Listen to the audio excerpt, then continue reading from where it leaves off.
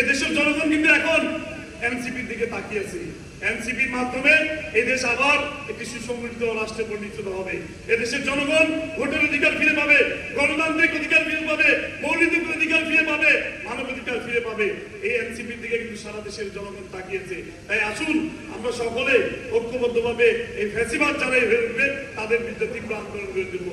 আমরা দেখেছি, আপনারা অনেকেই জানেন, অনেকেই বলেন যে রাত্রে বাতি নিভিয়ে রাত্রের অন্ধকারে যে জেনোসাইডটি হয়েছিল, হত্যাযজ্ঞ সংগঠিত হয়েছিল, এই হত্যাযজ্ঞ রাতে 12টার পরে নাকি সুসংগঠিত হয়েছিল। আসলে কিন্তু ঠিক তা না। আমি নিজে প্রত্যক্ষদর্শী। আমার বিরুদ্ধে হেফাজতের 22টি মামলা হয়েছিল, 22টি মামলায় আমাকে দেওয়া হয়েছিল। আমি বিভিন্ন মেয়াদে অনেকদিন কারাবরণ করেছিলাম। এই হত্যাযজ্ঞ শুরু হয়েছিল দুপুর 12টার পর থেকে।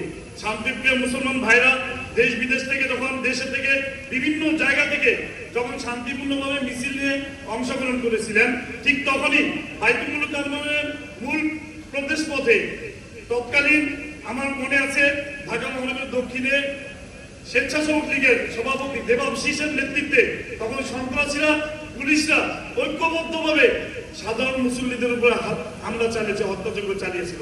আমি যখন প্রথম ঢাকায় ছিলাম, যখন এই হত্যাযজ্ঞ সংগঠিত হতে শুরু হলো, তখন আমি পল্টন পার্টি অফিসে, তখন বিএনপির পার্টি অফিসে আমি উপস্থিত হয়েছিলাম। আমি তখন ছাত্র দলের মহানগর সভাপতি ছিলাম।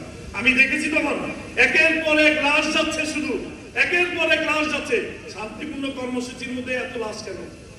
তখন থেকে শুরু হয়েছিল হত্যাযজ্ঞ, 12টার সময় থেকে শুরু হয়েছিল।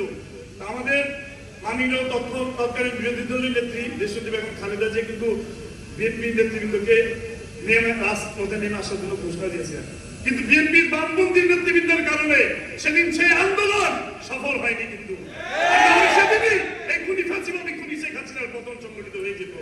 আমরা রাজপথে ছিলাম, আমরা দেখেছি কিভাবে হত্যাযজ্ঞ